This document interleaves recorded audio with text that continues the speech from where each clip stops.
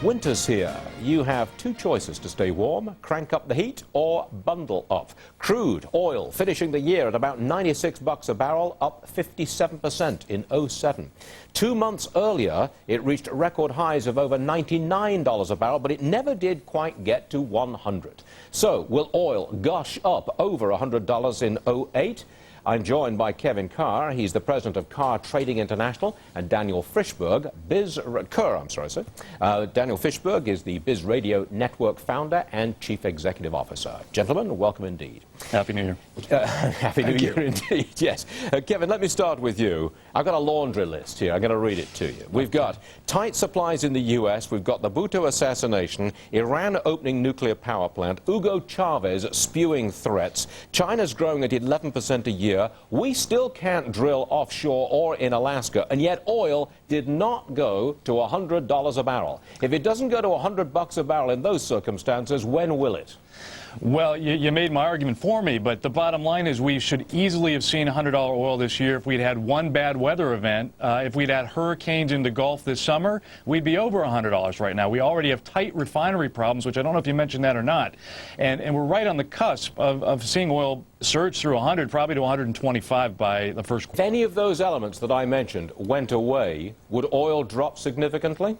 You know, interestingly not, because when we see those events calm down a little bit, we're still seeing buying come in. When we saw oil pull back down below $90, below 80, we saw the buying come back in. Even early in the year, when we saw it go back down to 50, it was immediately back up. We're seeing a global growth situation here, and that means higher oil demand around the world, not just in the U.S. All right, Dan, you just heard that. It's going above 100. That's the way it is. Nothing's going to bring it down. Tell me, how can I make some money in '08 if oil goes up some more?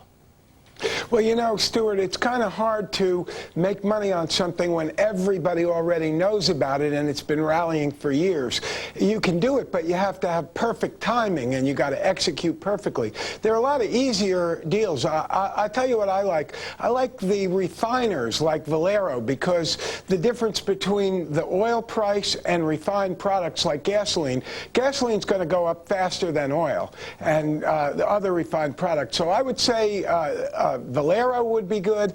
You can make money on BTU, Peabody Energy. You can make money on solar. Dan, I'm going to intervene for just 1 second here, because I want to talk about gas. I mean, that's of importance to everybody in America. You're telling me that it's going to keep on going up in price. It's going to go above the inflation-adjusted high, which I believe is about $3.40 a gallon. You're telling me it's going north of there this coming year? Yeah, I would say that whether I would say yes, but gasoline compared to the raw oil is the easy trade. In other words, the companies like Valero make money not because of the absolute price of gasoline or oil, but because of the spread between them, which is called the crack spread in the trade.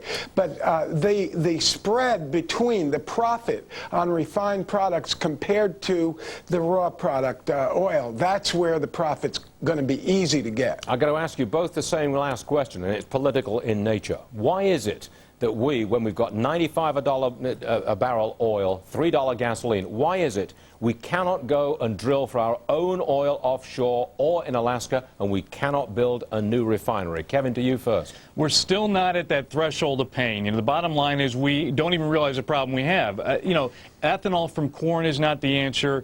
There are other alternatives, and drilling offshore is one of them that we're going to have to accept. It's clearly a political hot potato, and so is ethanol from corn. So until we get to a point where people say, look, it's either food or energy, and demand it from the politicians, we're not going to see offshore drilling. We're going to see it, you know, in California and Alaska. Those areas are always going to remain a big controversy. Dan, do you think we're ever going to see offshore drilling or building new refineries in the near future? Going to happen?